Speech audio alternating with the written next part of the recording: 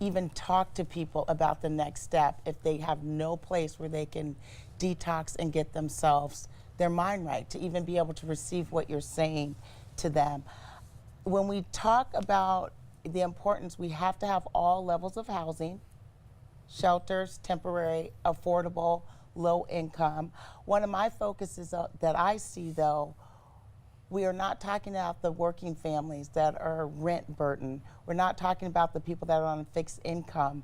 And it's cheaper for us to find ways to keep them in their house so they don't end up on the streets. Because once you get out on the streets, all of the things, lifing starts happening, right? And so I'm really focused on that piece of the conversation as well. Also, at 9 years old, I used to take the bus from my house to Catlin Gable. And I was free, I was comfortable. It is inhumane and it's an unsafe feeling to have people just living on the streets. We have to make sure that we help people. That story about that woman having a baby in one of the encampments the other day, that's heartbreaking. That should never be happening in our city, let alone our country. Next topic, when our crew was out and about in Portland, we heard about this subject more than once. And you'll be familiar when you hear it too. Go ahead, let's play that. Well, every time I'm in my car, I think about how bad the roads are everywhere, and I would hope that that would be what they would address. May not rank at the top for a lot of folks, but it's amazing how many people complain about the potholes and the roads in Portland. Portlanders want an end to the bumpy roads and the potholes. Where would this be on your list of priorities? And Jonathan, let's begin with you.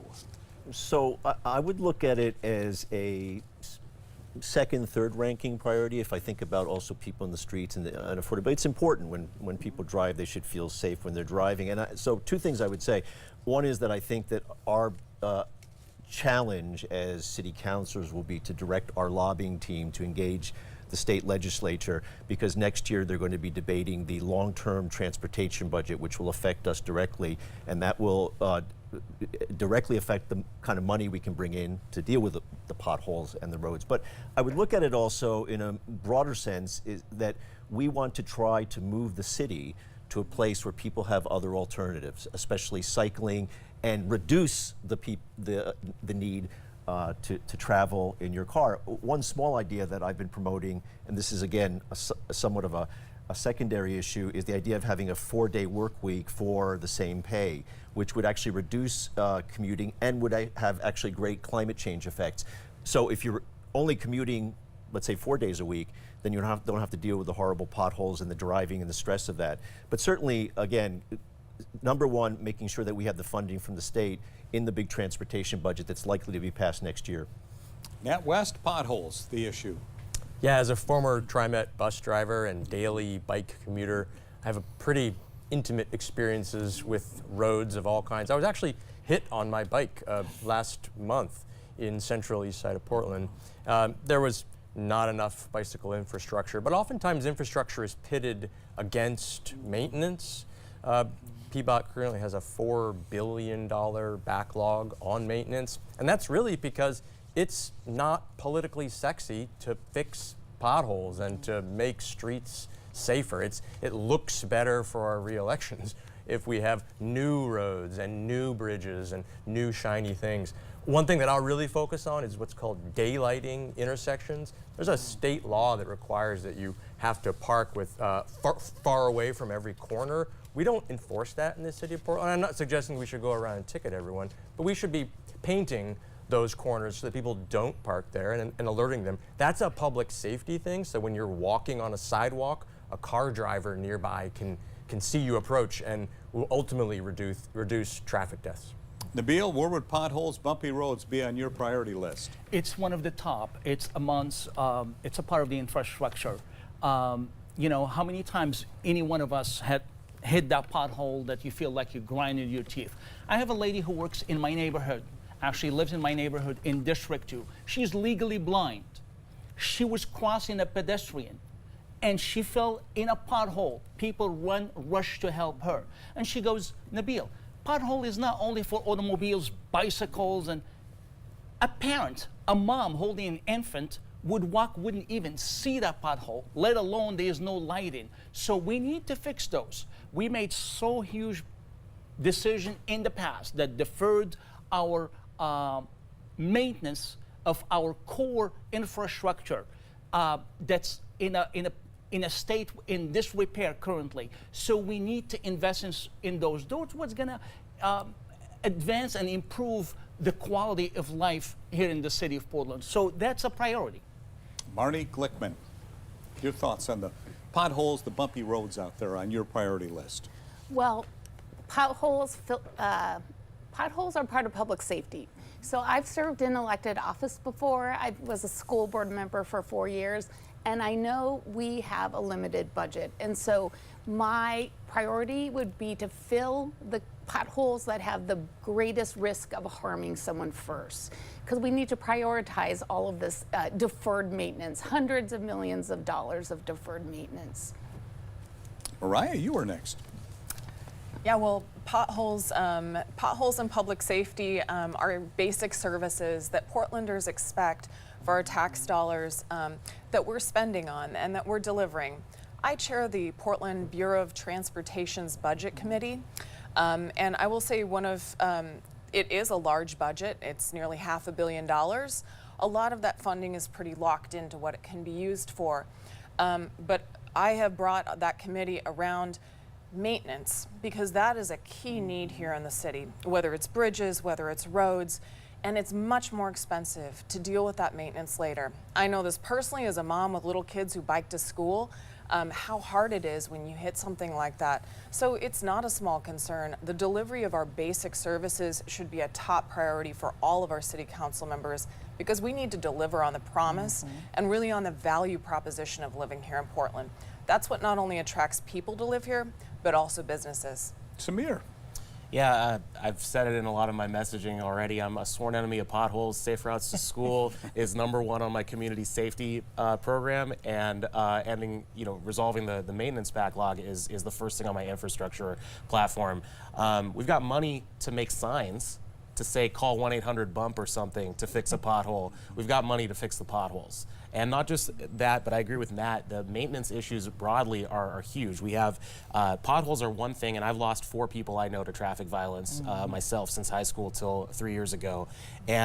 But also, we have to fix our swimming pools. We have to fix our public restrooms. We have to get our streetlights to be turned on. We can make infrastructure sexy again. And I think what I commit to all of you is that you will never see me with a big pair of golden scissors in my hands, because we need to fix the things we've already got before we start building new things. Tiffany?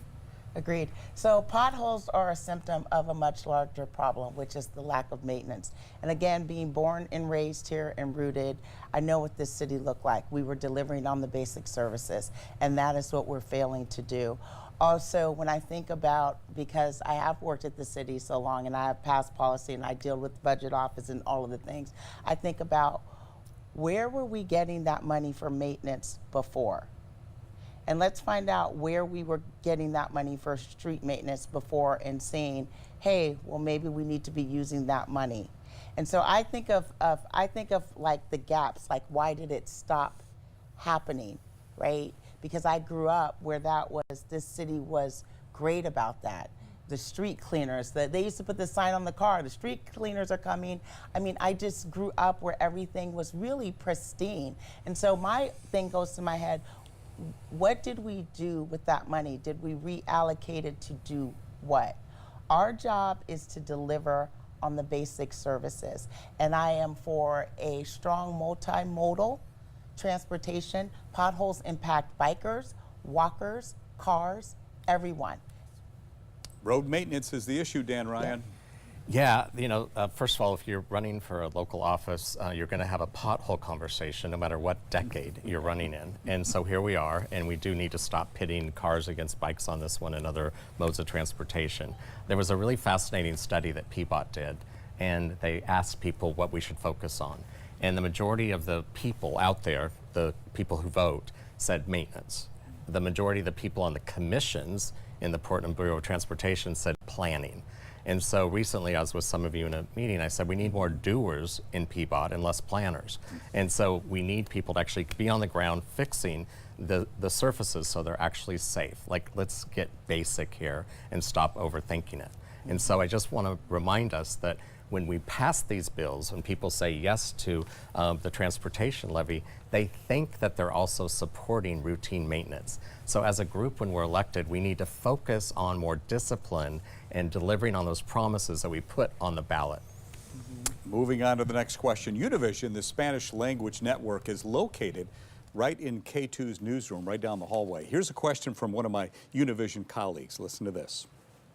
Hello, I'm Guillermo Mota here with Univision Portland. How do you plan on including the Spanish-speaking residents in your projects and ideas so that they feel included?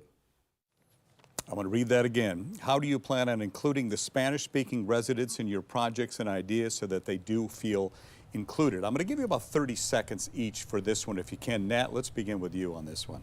Sure. There's a pretty common saying in local government of having an open door policy or reaching out to community for feedback, but that really just gets people who want to engage with you, not necessarily people who have opinions but are working too hard or otherwise not available during 9 to 5. So I look forward to spending as little time as possible in City Hall and spending more time in the community, including Spanish-speaking community.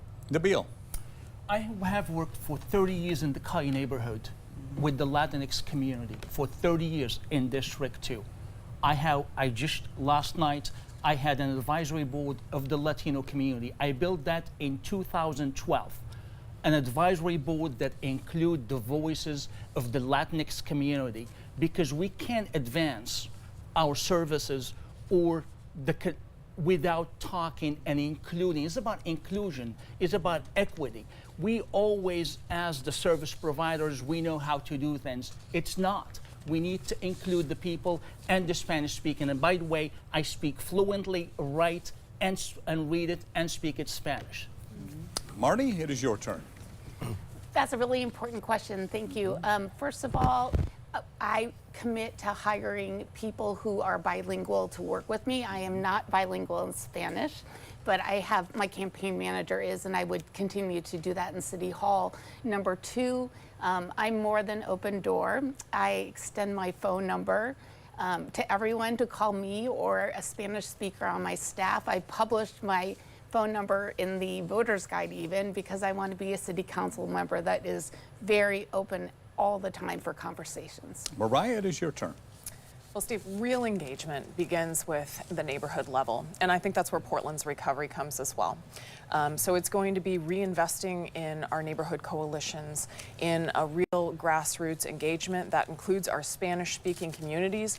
I work at Oregon's largest hospital, and I can tell you, we don't just have Spanish speakers, but we have dozens of languages that we have to provide care and help people through in those languages. So having that available at the city as well and engaging our neighborhoods and those communities is going to be critical to getting real engagement. Samir, 30 seconds. Yeah, this is a really important thing because we need to reach the folks who've been historically underserved, and that includes Spanish speakers. I would scale up what I've already done at the city. As the project manager for the Police Accountability Commission, every meeting had Spanish language interpretation. We did multiple town halls specifically focused on the Latino community, including a town hall out in Alberta, which was conducted primarily in Spanish.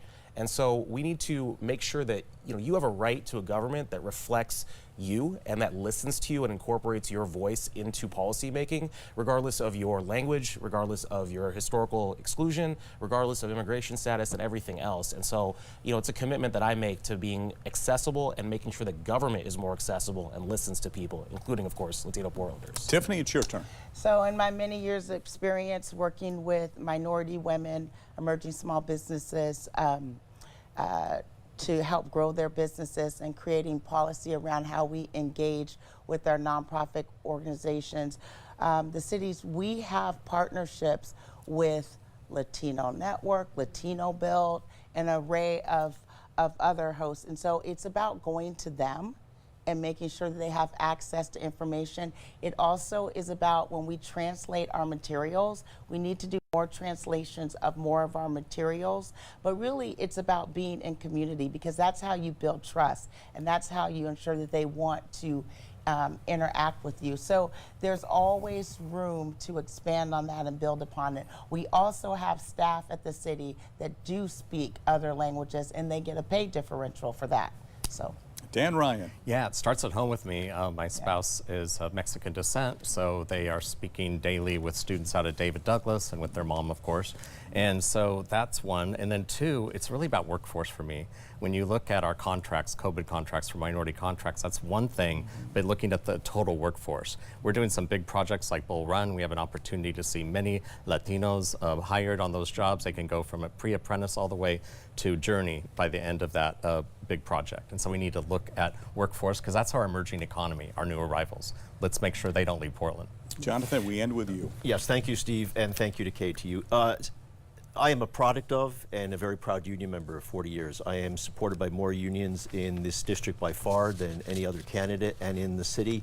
If you look at the composition of those thousands of workers who are supporting me in my campaign, they are oftentimes Spanish speakers. If you look at the janitorial services, security services, they are part of my, if you will, my inner cabinet. Those are the folks I've talked to for years. Those are the folks in those unions and the working people who will be part of my circle of the people I think about in every single policy that I work on in the city.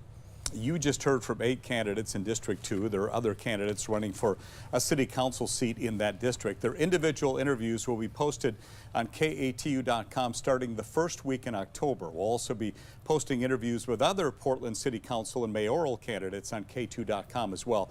Almost 100 interviews will be posted on our website. KATU's on your side, helping you make an informed decision on who will represent you. And next Monday at 11 a.m., KATU News is partnering with Willamette University to hold a forum with candidates from District 3. That includes more of Southeast Portland to I-205. It'll air at 11 o'clock, KATU.com and YouTube. That's it for the District 2 Forum. Our thanks to the candidates, our sponsor, Willamette University, and all of you for watching. I told you guys it'd be painless, right? Thanks for hanging with us today. Thank you. Have a good day, everybody. To our timekeeper as well. There you go.